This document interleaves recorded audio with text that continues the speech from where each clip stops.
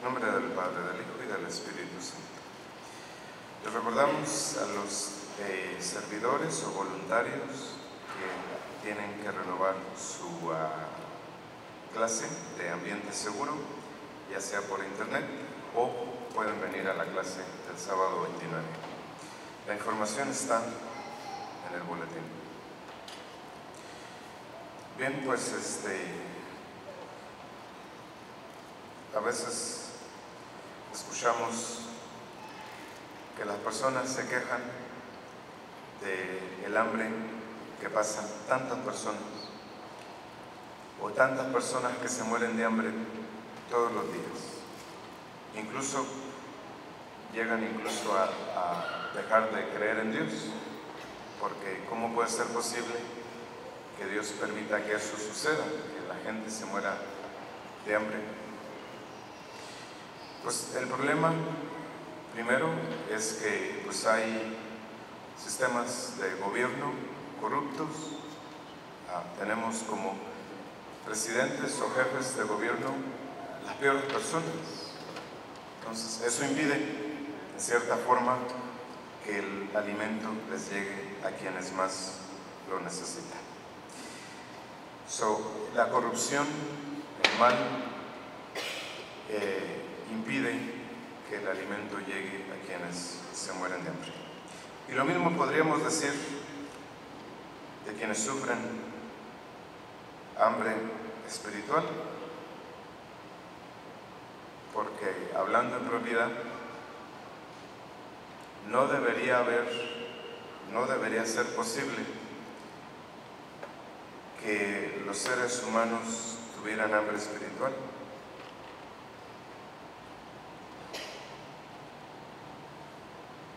Y eso pues lo vemos casi todos los días en la inmensa mayoría de las personas, en la inmensa mayoría de los católicos. El milagro del Evangelio que acabamos de escuchar nos da a entender que Jesús es el pan de vida, que Él es nuestro alimento, que recibiéndolo a Él recibimos todo lo que necesitamos. Y si es así, si las cosas son así,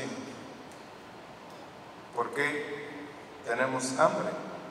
¿Por qué sufrimos de hambre espiritual? Pues el problema, la dificultad, la sabemos todos. Que lo que nos separa a nosotros del pan de vida, pues es Cristo, nuestro Señor, es el demonio, perdón. El demonio nos separa constantemente de la fuente de la vida, del pan de vida. Por eso podríamos decir que la vida debería ser más fácil, porque en la Sagrada Comunión pues recibimos la fuerza de Dios, el poder de Dios, la presencia de Dios, su cuerpo, su sangre, su alma, su divinidad. Y sin embargo, véanse a ustedes mismos en su diario vivir de todos los días, que a las primeras de cambio el demonio nos pone una tentación y con la mayor facilidad que caemos. Eso es lo que nos separa de la fortaleza de Dios, de la virtud de Dios, del poder de Dios. No es otra cosa. Entonces, la gente se queja de que Dios hace las cosas difíciles. Cuando la gente viene a buscar información para bautizar o para la catequesis, ¿verdad? Todo se les hace mucho. ¿Por qué ponemos las cosas tan difíciles nosotros? Quien pone y hace las cosas difíciles es el demonio. Y eso lo sabemos todos. ¿Sí? Entonces, el demonio es el que complica las cosas. Porque ustedes y yo sabemos que cada pecado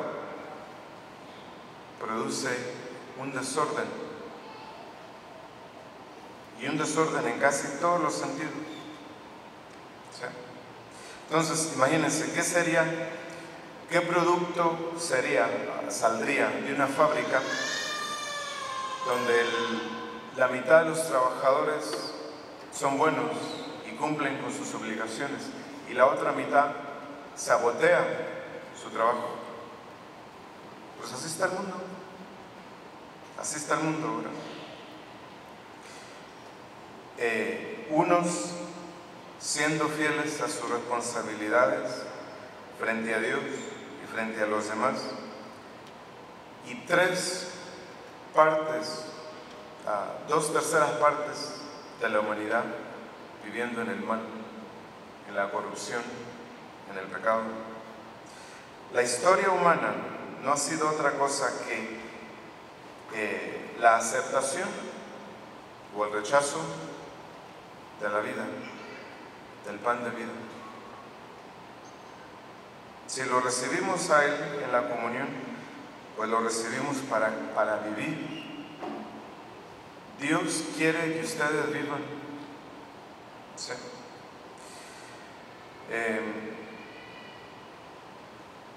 Porque lo amamos, lo seguimos, le somos fieles, nos acercamos, nos alimenta. Y otros, la inmensa mayoría, lo rechaza y vive en el mal, como si Dios no existiera.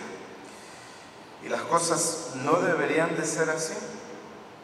O sea, hay muchas cosas que no tendrían que ser así, como no tuvo que ser la crucifixión de nuestro Señor, como no tendría que ser la persecución de cristianos en la actualidad en Siria y en Egipto. Sí, porque la salvación y la vida, la fuerza de Dios, la fortaleza de Dios está disponible a todos ustedes, al alcance de su mano. Sí. En este mismo instante hay cristianos en Siria que se pintan una cruz en su cuerpo para el día que les toque ser martirizados por su fe, que puede ser cualquier día de estos de la semana. Y acá nosotros, que lo tenemos absolutamente todo, nos conformamos con lo menos y hacemos lo mínimo como católicos. Ante ellos, frente a ellos, lo mínimo que tendría que darnos es vergüenza, porque a pesar de que lo tenemos todo, pues vivimos así. Vivimos así. ¿Qué sería de esta ciudad o de este país si todos hoy nos levantáramos con la idea de que no vamos a ofender a Dios? No digamos el país.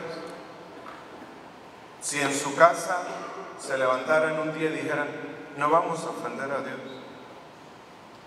pues otra cosa sería. Todos serían alimentados con el pan de vida, con la palabra de Dios, con nuestro ejemplo. Y en realidad lo único que impide que eso suceda, pues es el mal, el demonio. ¿Sí? ¿Qué dice San Pablo? La creación entera gime con dolores como de parto, por estar sometida a la esclavitud del pecado. Y porque, dice, no nos manifestamos como hijos de Dios. Y la creación entera espera ser liberada de la esclavitud del pecado. Ustedes dirán, ¿qué puedo hacer yo frente a tanto mal?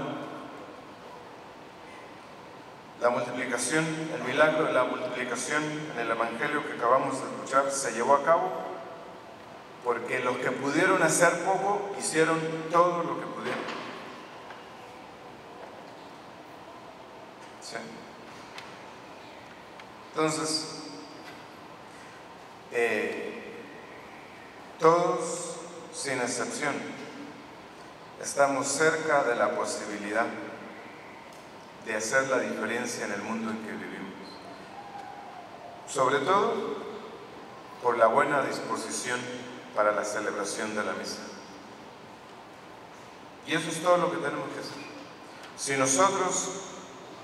nosotros sabemos que Él alimenta a los suyos, a los que lo siguen.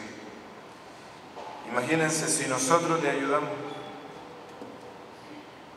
¿Cuántas cosas buenas no sucederían en este mundo si nosotros colaboráramos con Dios? Sí.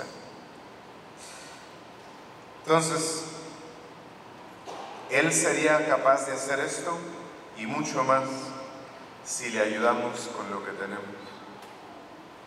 Sí. En la comunión recibimos a Jesús, al Hijo de María, al que realizó el milagro del Evangelio que acabamos de escuchar. Nosotros poseemos al Cristo de los misterios, al Cristo de María Magdalena, del Hijo pródigo, de la Samaritana, al resucitado de entre los muertos, al que está sentado a la diestra del Padre. Esta maravillosa presencia de Cristo en medio de nosotros debería revolucionar nuestra vida. Entonces, agradezcámosle a Dios la facilidad que tenemos para acercarnos a Él, y hemos de agradecérselo preparándonos bien para la Sagrada Comunión, como si fuera la única comunión de nuestra vida, como si fuera la última, porque una vez será la última, y poco después nos encontraremos cara a cara con Jesús, con quien tan íntimamente unidos estuvimos en el Santísimo Sacramento. ¿Cómo nos alegrarán las muestras de fe y de caridad que le manifestamos? En nombre del Padre, del Hijo y del Espíritu Santo.